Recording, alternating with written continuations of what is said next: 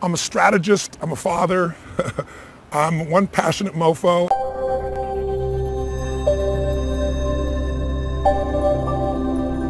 So I've had the leaders of countries, presidents of the United States, presidents of the largest companies in the world, billionaire entrepreneurs, and I've had moms and dads and entertainers, Serena Williams in the sports field, Hugh Jackman, Pitbull, Usher, you name it. So the one thing they all have in common, I think, is they're hungry.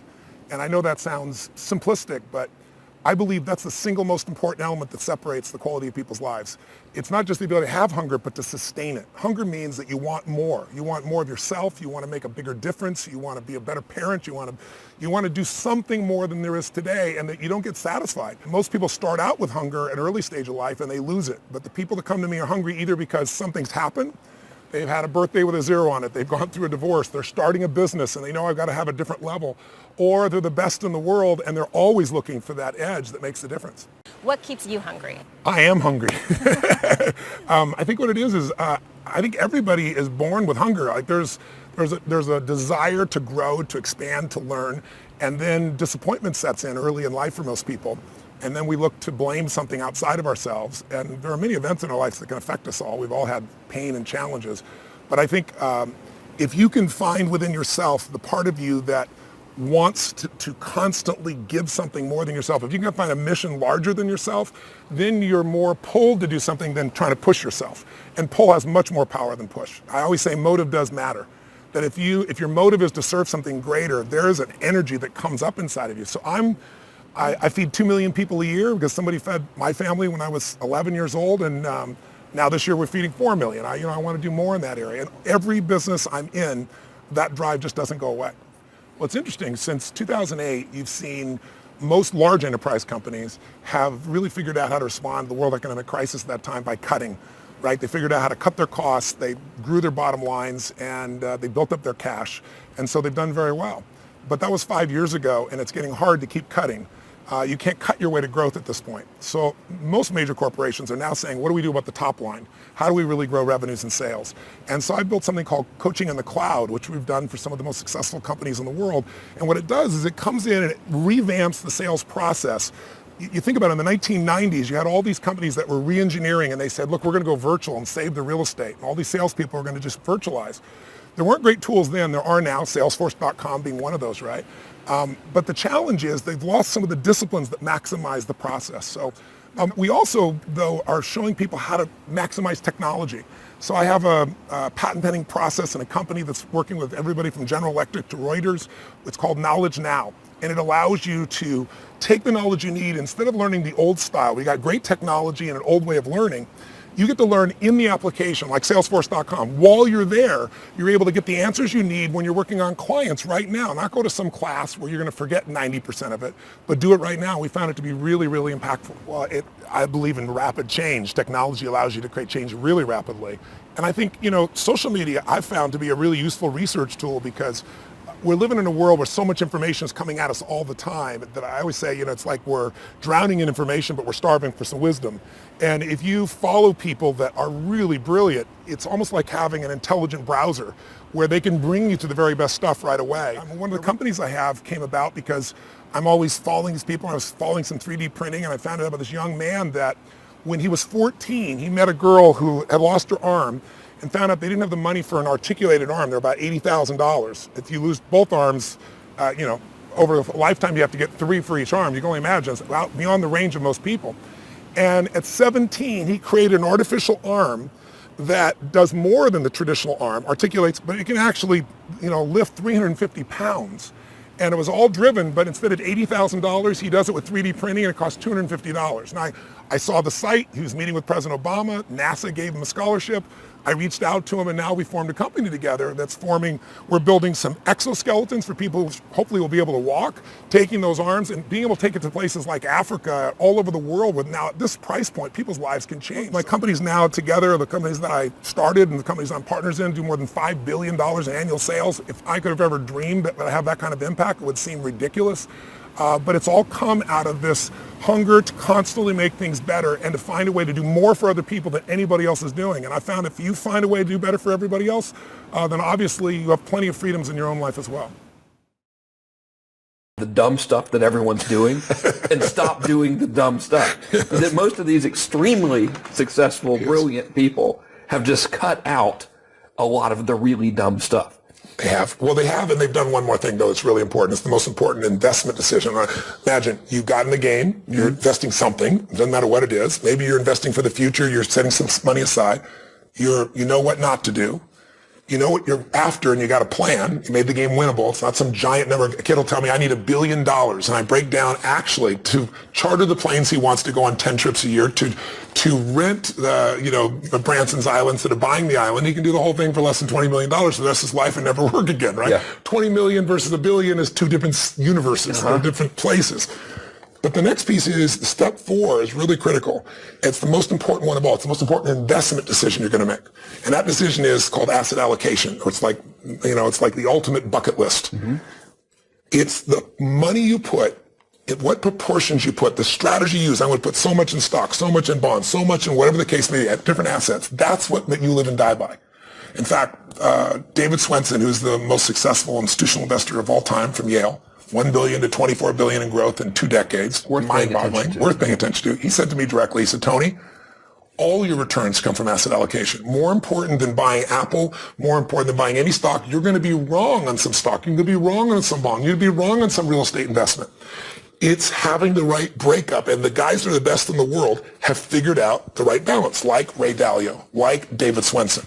And so what I have in the book is their exact proportions of what they do, recommended that you wouldn't be able to do. It's like I sat down, I want to sing with David. He let me come in. I'm sitting here in Yale's kind of hallowed halls, and I'm like, do you know what I do? And he said, do you think you'd be sitting here in Yale having a conversation with me? He said, your work changed my life, my family's life, this person's life. And so those things opened the doors, and they shared this with me. So the right asset allocation, think of it this way. Most of us make the wrong decision when we're driving a car and we're in the slow lane and we move, or you're in the grocery store and you go, that looks like the faster lane. What do you think your chances of making the wrong decision financially are? You're going to make the wrong decision. Exponentially higher than... You're going to. Yeah. So if your success depends on you making the right decision, you're done. And that's where most people are. When you know how to divide up your assets, right? They call it the only free lunch. When you can divide them up across different assets, so different types of investments, over different timelines, even over different countries, it allows you to know when the losses happen, you're not wiped out. We all know, don't put all your eggs in one basket. Most basic idea of asset allocation, but most people don't know what to do. Sounds so complex. I teach you in these 3 buckets. There's a security bucket where you put stuff in that is really protected. It's not going to drop. It's not going to grow big, but it's not going to drop. There's a bucket for growth that has some more risk, and there's a bucket for dreams where you do the fun stuff right now, not 30 years in the future, so you make money and, on the end of your life, you have something. And I show people how to figure out based on how comfortable are you with risk, how old are you, how much time do you have to accumulate, what's your source of income. When we look at those 3 things, we do it online with a little test, and then you can immediately go online and say, okay, here's a set of asset allocations that have been put together by people like Ray Dalio. I can compare it to whatever I have right now, and I can see what the returns have been over the last 10 years. Right there in 2 seconds. That's invaluable.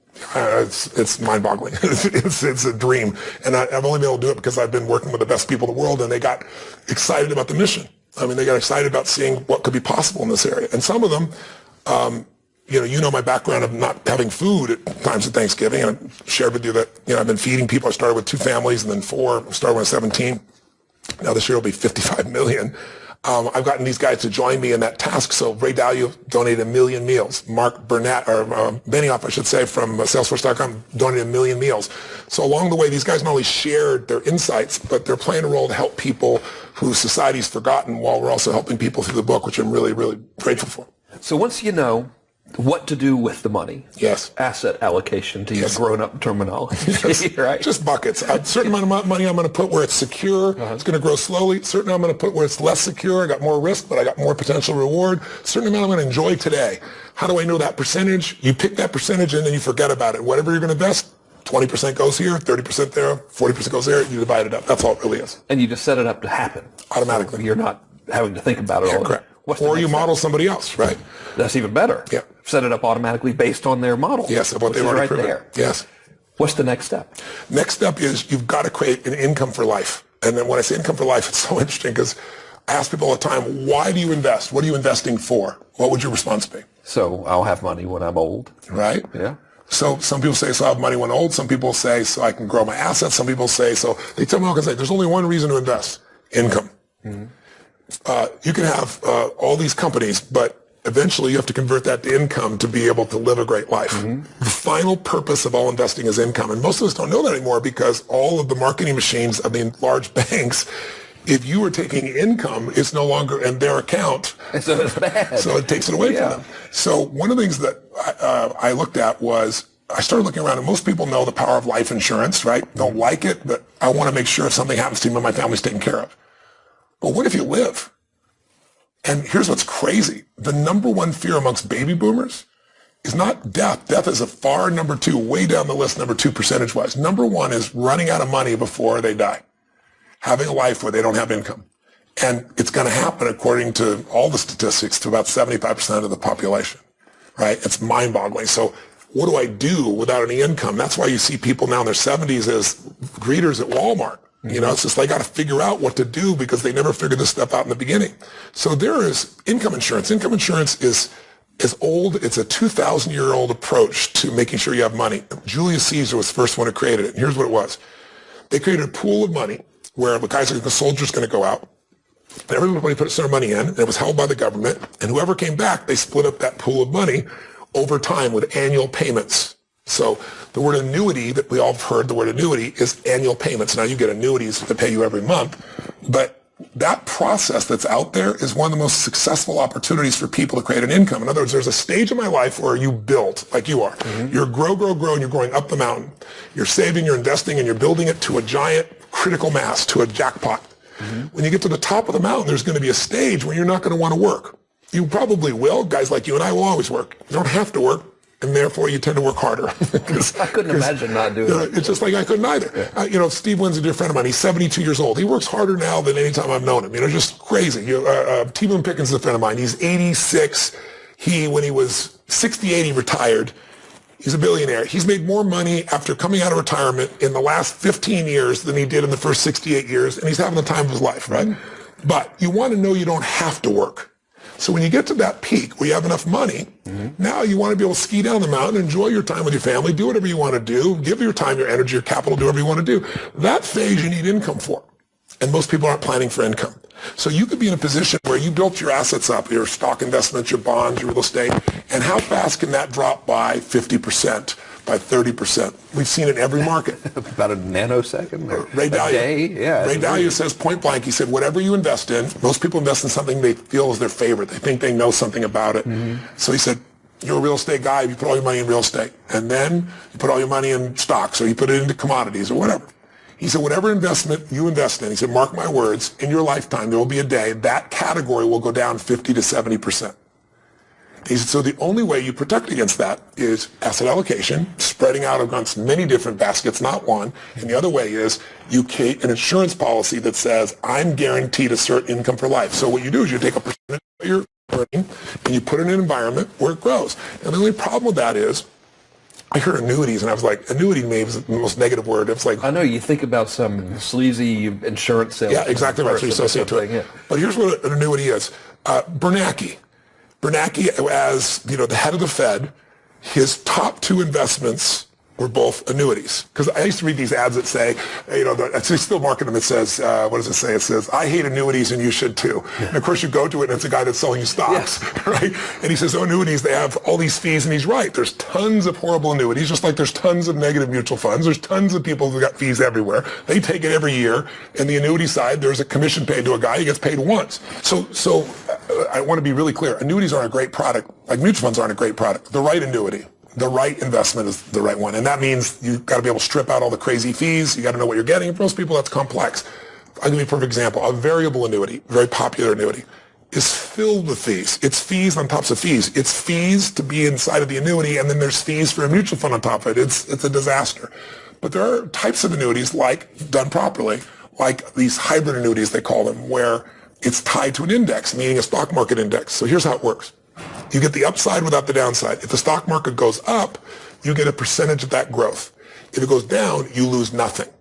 So like you think about my friend who's been out of the stock market for 6 years and he's got nothing to show for it. I said to him, this would have been one of many different vehicles you could have easily done. And what's beautiful about these types of annuities, when it's the right company, you want a company that's got the right rating. You want a company, these insurance companies, the good ones have been around 100 years, 200 years. They've been around since recessions, depressions, the 2008, and nothing's hit them. They're that strong. They've been around. That's all they do. And I said, so with these types of them, there's some that are available. Most of them are available only for people in their 50s and above. So it's thought of as, something for grandpa. I sat down when I started seeing how these work. There's one annuity I saw, and I'm getting old enough that I'm within the range of doing these things now, which scares me. But one of them gives a guaranteed return of 7% a year. And where are you going to find that? And my immediate reaction is fearful. That's impossible. It's like, It's a company that's, A-rated. It's been around forever. But here's how they do it. You pay into the company, in this particular one, your rate grows at 7% a year, and then you have this lump sum. You don't take out the lump sum. That's how you get the 7% per year. What you do is you take out 5% of it a year. And so they show you what that means to you in income. Because what you really want is income. Mm-hmm. If you're in the stock market and it drops 50%, your income is just cut in half, and then to grow it back can take decades. So there's some that are tied to the stock market. There's some where annuities that are available today, brand new ones where I saw this one, it blew my mind, where you take the upside of the stock market and they take what's called a spread. So they'll take 1.5% off the top. So if the market goes 10%, you got 8.5%. If it goes 20, you got 18.5%, right? Mm-hmm. And if it loses money, you lose nothing, and there are no fees if it doesn't make money. That's a much more attractive proposition. It's mind-boggling. And then they have a second piece which says, if you leave your money with us and you don't take it out, if you leave it with us, then you can convert that to income in the future.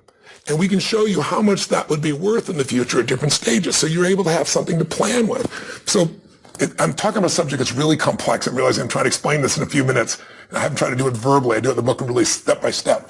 But take it this way.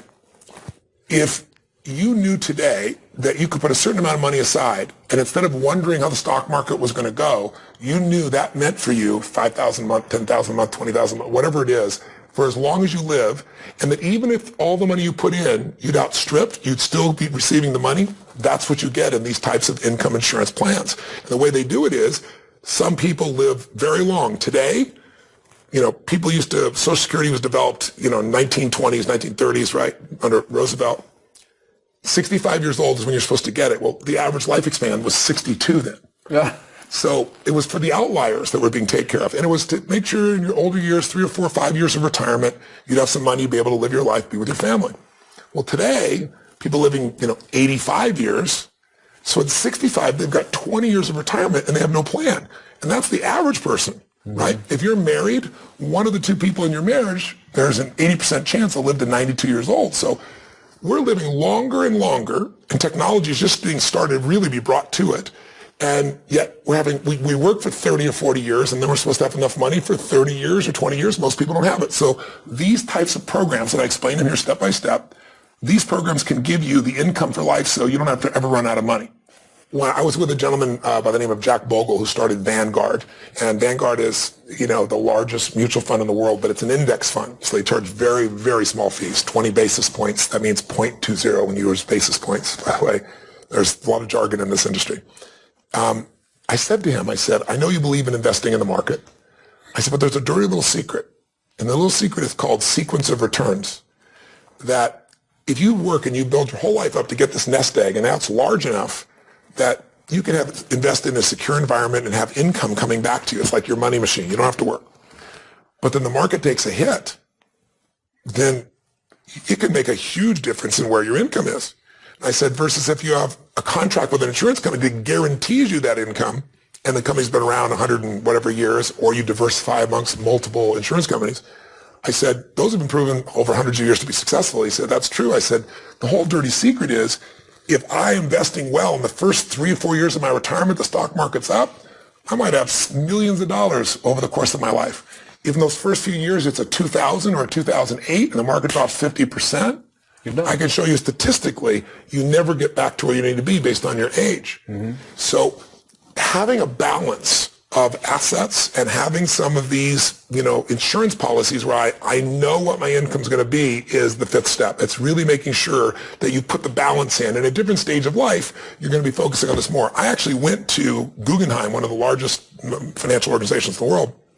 I said, I'm wealthy enough at this stage of my life, I'm fortunate enough, and I'm old enough that I can go get these policies. I said, why wouldn't you do this for somebody that's 25